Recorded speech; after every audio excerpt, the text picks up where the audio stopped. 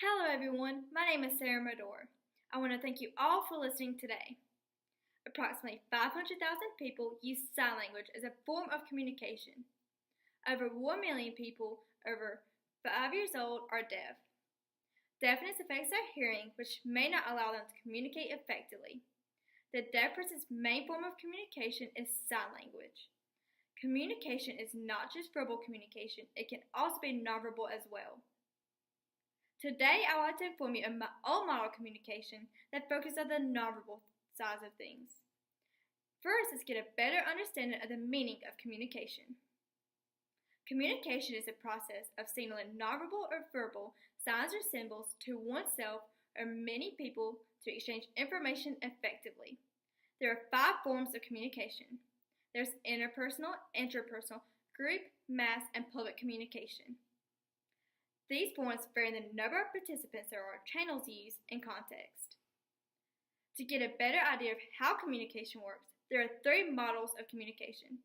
There's the transaction model, the transmission model, and the interaction model. Now let's introduce my own model of communication. My model of communication is a sign language model. I chose sign language as my model because I want to show that nonverbal communication is just as important as verbal communication.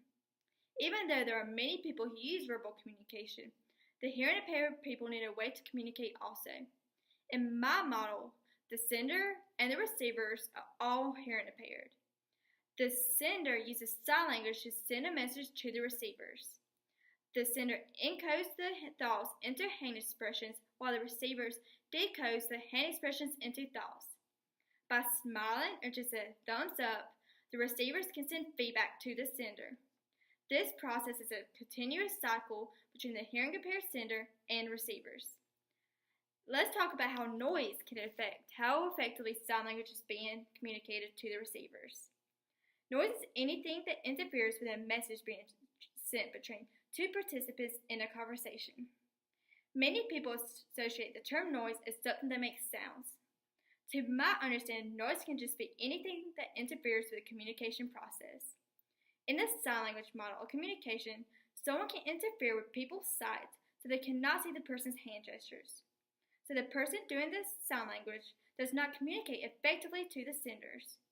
Noise does not have to be just external disturbances. Thoughts in your head can also make you unfocused on the sender. As a result, my model of communication teaches people how nonverbal communication works. Nonverbal does not have to just be sign language. It can just be a simple head nod or just a simple wave. Everyone uses this form of communication, they just may not know it. I'm more aware of my use of communication after learning about the different forms of communication. I hope everyone has a great day and thank you again for listening.